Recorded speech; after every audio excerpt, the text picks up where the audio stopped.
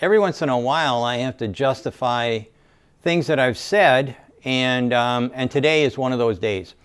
So President Biden has decided that he's going to follow what I used to say about when the 50% point is for EVs.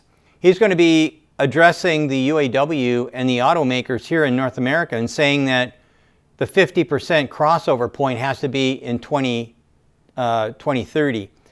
Now, I said that in 2019, and I said it again in 2020. And then in 2021, I said, I think I'm going to have to move it up. It's going to have to be 2028. I'm going to tell you right now, boys and girls, 2028 is going to have to be the correct number. Otherwise, there won't be an OEM in North America.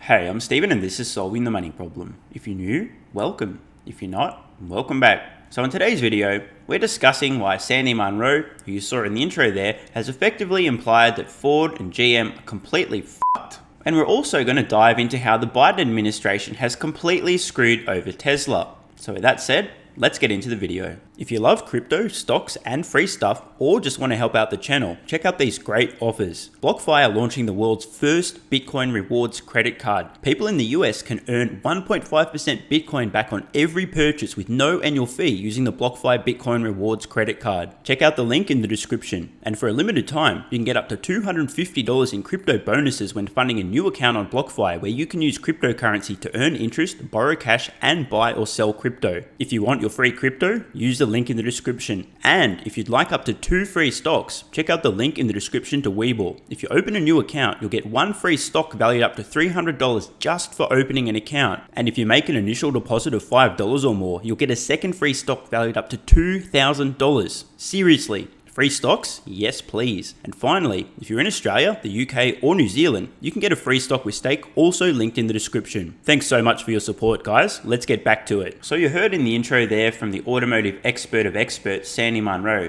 that he believes if US automakers haven't transitioned at least 51% of their new vehicle production to electric by 2028, they are completely screwed, aka they'll be bankrupt. He literally said they will not exist anymore. Now, I'm a big fan of Sandy Munro, but I'm going to be blunt here. Sandy Munro is dead fucking wrong. 2028 is way too late. So why do I say this? And also, why do I have a mullet? Who does that? Anyway, moving along. The reason that I say this is because if it takes that long for legacy automotive manufacturers to ramp just half or so of their production to EVs, they're absolutely screwed, because the economics suggest that within just a couple of years, it will be cheaper for consumers at purchase price, never mind far cheaper to own and maintain over the lifetime of ownership. Just at purchase price, it will be cheaper for consumers to buy electric vehicles in just a few years. So the question then is, what kind of consumer would be dumb enough to spend more money on an inferior product that's going to cost them more to own over the lifetime of the product? And the answer is 1/2 of the bell curve. Yeah, I said that. Yeah, I mean that. I know that's offensive, but it's also true. Those are the consumers who are dumb enough to be fooled by advertising. Everyone else who does their own homework, knows how to use the internet, has a functioning brain, etc. will realize, oh, wait, why would I spend $5 or $7 or $8 or $10,000 more for an inferior product that's going to cost me way more to own and maintain? Well, I'm not that dumb. No, I'm buying an EV. This is worth expanding on a little further. We've already heard from Tesla that they plan on releasing a $25,000 electric vehicle next year. What matters more than this initial release is the fact that every subsequent year, the cost to produce and therefore buy an electric vehicle will continue to fall. Everybody seems to be overlooking this fact. Legacy automotive manufacturers only have a few years to get more than half of their production electric, otherwise they're all going out of business before the decade is over. Oh wait, I've already told you guys, they are already going out of business before the decade is over. Why? Because they're not going to be fast enough to make the transition. Yep, I'm calling it now. I'm going to keep calling it until it happens. Clip these videos, remind me in a few years' time as each one of these companies goes bankrupt, because I'm telling you ahead of time, Ford are f***, GM are f***, they're all f***, they're too slow, it's too late, they're already screwed. You see, the numbers don't lie, and this segues perfectly into the next part of this video. Yesterday, the Biden administration held an electric vehicle summit in which some of the legacy dinosaurs pledged that they aspirationally hope to ideally have around 40 to 50% of the new vehicle production be electric. And by the way, if you read the terms and conditions there, so to speak, electric also includes plug-in hybrids, which are actually just internal combustion engine vehicles with a fucking battery in them, by 2030. Let's think about this for a moment. They're aspirationally hoping to get to around half of their production being electric and or ICE vehicles with batteries in them by the end of this decade. They are completely and utterly fucked. Oh, and by the way, it gets even worse. These dinosaurs aren't promising this is what we will do. Instead, they're saying this is what we'll try to do if you also promise to give us billions and billions and billions and billions of dollars to help. But maybe what's more important is what the industry itself is saying it will propose to do. And you've got big players like GM, Ford, and Stellantis saying that their goal will be to have it there by 40 to 50% of their sales be electric vehicles by the year 2030 if the administration spends billions of dollars trying to make that happen. Is that something that's going to happen? With the billions of dollars they want, it'd be for manufacturing, for research, for making sure that there's actually electric vehicle charging stations throughout the country. That's a big difference. Think about this for a moment. These morons, General Motors, Ford, etc., are so dumb and so that they, one, don't realize that it is in their best interest. If they want to survive the decade, they must do whatever it takes to transition successfully to EVs, with or without help from the government. And two, they're literally saying, we're not even going to do this unless you give us billions and billions and billions of dollars. Now, I don't want to spoil the rest of the video, but Snaky McPolitician here doesn't actually answer the question as to whether or not the Biden administration will commit to helping these guys with the billions and billions of dollars, but let's watch him dodge the question in typical political fashion.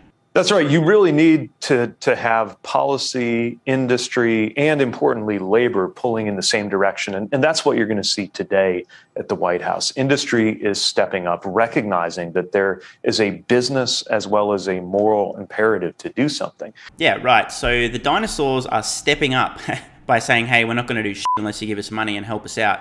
And they recognize that there's a moral imperative again, which is why they haven't actually taken any steps towards electrification prior to now. Yeah.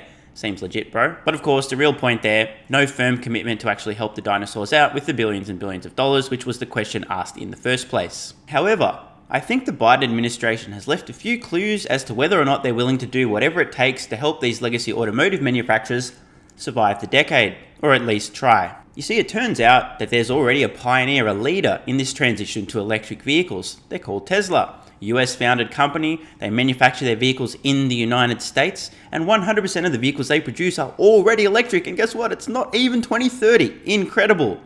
Curiously, however, Tesla, the leader, the pioneer, the company pushing this move forward, most important in this transition to electric vehicles, was conspicuously absent from the EV summit. In fact, even worse than that, they weren't even invited. Mr. Secretary, there's one car manufacturer that seems conspicuously absent from this event today, and that is Tesla. And I'm curious why. I'm not sure, but...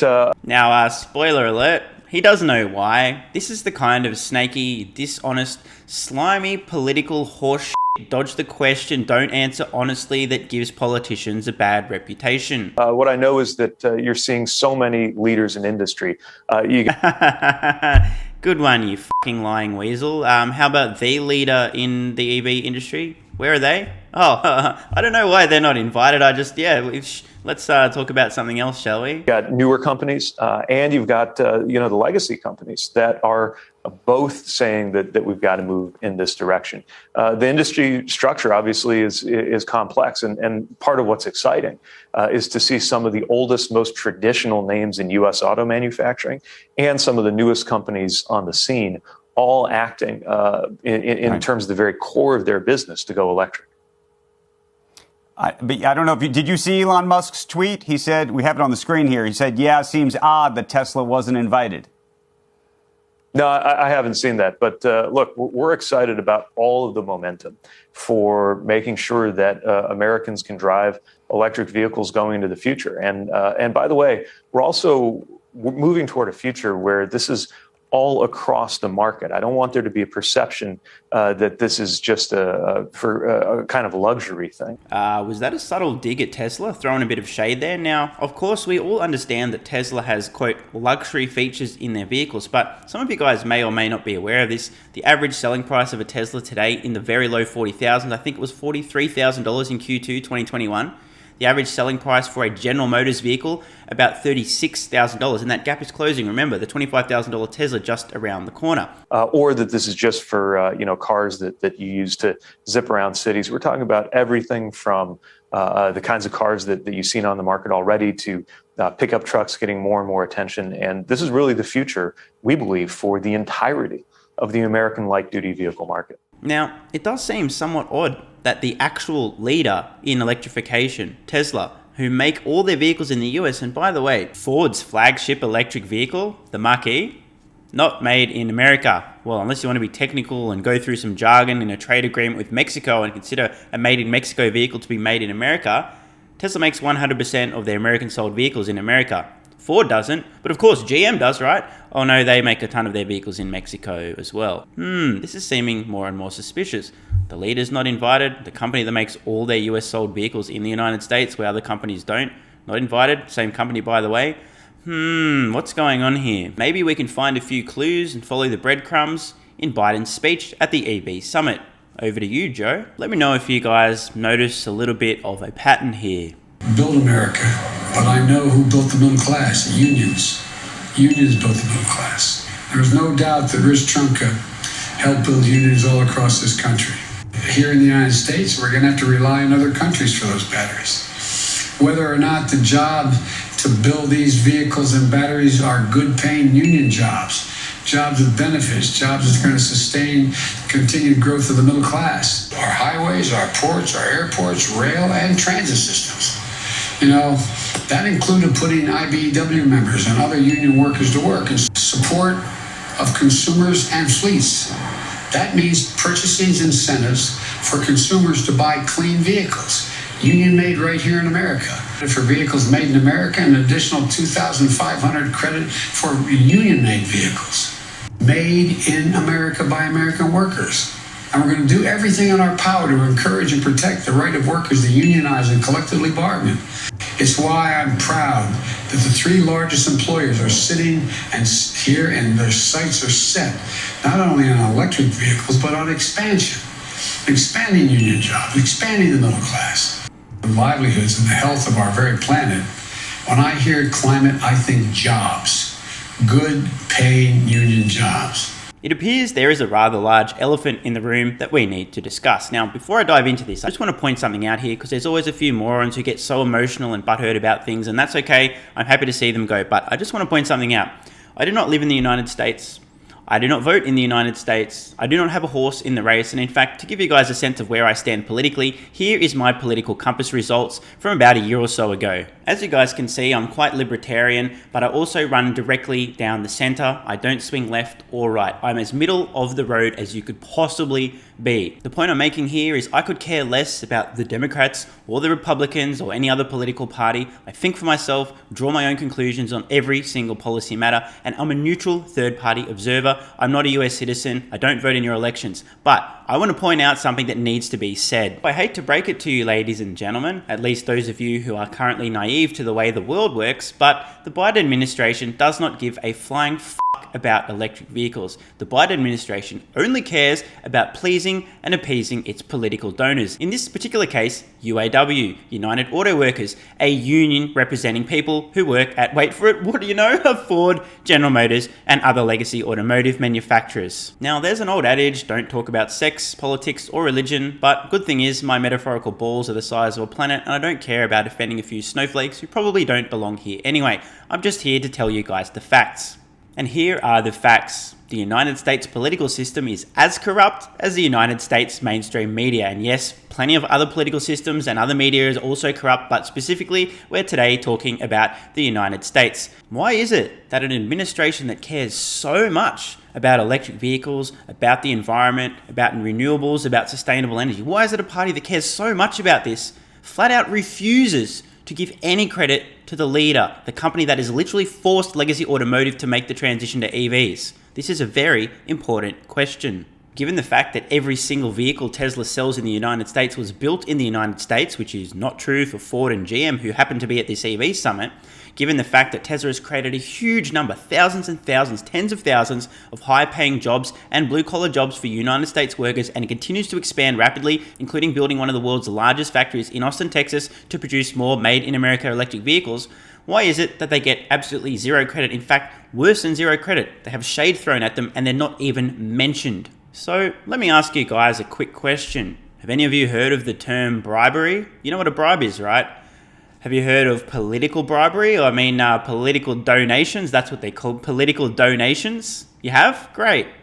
You see where I'm going with this? Here we are over on opensecrets.org under Influence and Lobbying, Organizations and Totals. And we're looking at, believe it or not, political donations by UAW, representing union workers at, wait for it, Ford and GM. Now, of course, we know we can believe everything on the internet, so please do your own research. But according to this website, it does appear that over the last 30 years, the UAW has been donating multiple millions of dollars every single year to the Democratic Party. If you're listening along, I highly recommend watching this part of the video. I'm not suggesting that there's anything untoward going on here whatsoever, but I do just want to point out that the UAW has literally been donating millions upon millions upon millions of dollars to the Democratic Party for multiple decades. And I ask you guys the question, could there possibly, in your wildest dreams, maybe be some connection between the fact that union jobs were mentioned 4 quadrillion times in Biden's EV speech at the EV summit that Tesla wasn't invited to, and the fact that Tesla isn't being mentioned whatsoever and is being given absolutely no credit at all, period, despite the fact that they single-handedly